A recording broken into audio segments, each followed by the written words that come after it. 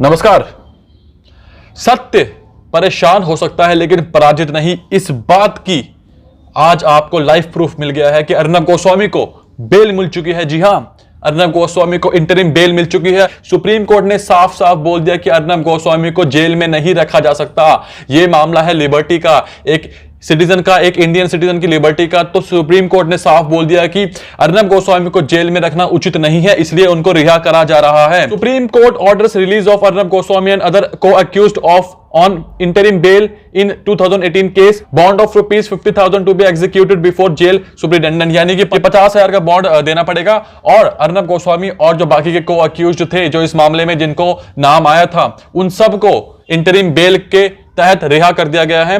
और जो पॉइंट्स रखे हरीश साल्वे जी ने, जो कि अर्नब गोस्वामी के वकील हैं, उन पॉइंट्स के आधार पर सुप्रीम कोर्ट को यह डिसीजन देना पड़ा। बहुत ही जल्द हमें वो सीन देखने को मिलेगा जब अर्नब गोस्वामी वो विक्ट्री साइन दिखाएंगे जो वो हमेशा दिखाते हैं जब भी वो किसी मुश्किल से बाहर आते हैं। उनको अर्नब गोस्वामी को इतना फंसा जाता है हर चीज के अंदर, लेकिन फिर भी अर्नब गोस्वामी बाहर आते हैं एक शेर की तरह, एक लीडर की तरह। और अर्नब गोस्वामी जेल में गए थे एज अ जर्नलिस्ट, लेकिन अब जब वो जेल से बाहर आएंगे तो वो आएंगे as a hero. Justice Chandrachud ji ने यह बात कही, if this court does not interfere today we are travelling on path of destruction. अभी अगर हमने इस केस पे कोई फैसला नहीं सुना है तो ये एक डिस्ट्रक्शन की तरफ चले जाएगा ये रास्ता, इसलिए इस केस का निर्णय आज ही आना बहुत ज्यादा जरूरी है। हरीश साल्वे ने एक दलील दी जिसमें उन्होंने ये बोला अगर कल को कोई भी कोर्ट के डिले प्रोसेस की वजह से, जिसमें तारीख पे तारीख मिलती रहती है, उस वजह से कोई भी अगर सुसाइड कर लेता है तो क्या जो कोर्ट का जज है उसको हम गिरफ्तार करेंगे। तो ऐसी बहुत सारी दलीलें दी गई, ऐसी बहुत सारी बातें रखी हरीश साल्वे ने, जिसके तहत यह डिसीजन आया है कि अब अर्नब गोस्वामी जेल से रिहा हो चुके हैं।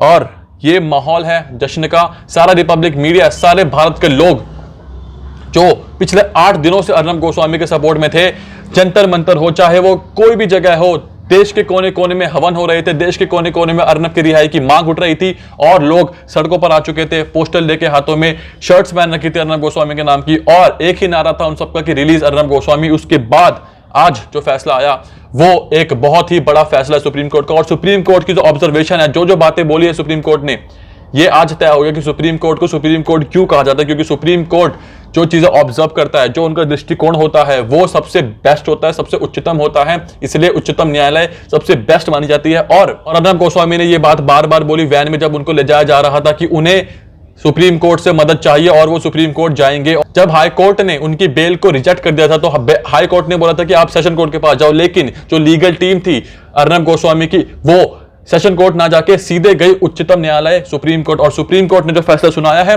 10:30 बजे इसकी सुनवाई हुई थी और फैसला आया है करीब 4:30 बजे के आसपास, यानी कि करीब 6.5 घंटे, या कहें कि 6 घंटे तक सुनवाई चली और अंत है। और आखिरकार जीत हुई सत्य की।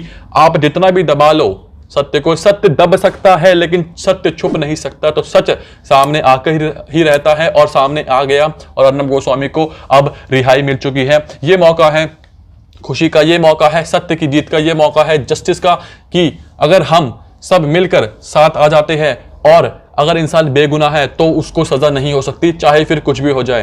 बैठे क्या हो, नाचो नाचो। पिछले 8 दिनों में जो अर्नब गोस्वामी ने फेस किया है वो हम और आप सोच नहीं सकते। जिस तरीके से उनको ले जाया गया, जिस बर्बरता के साथ उनके साथ बिहेव किया गया, वो बहुत ही निंदनीय था।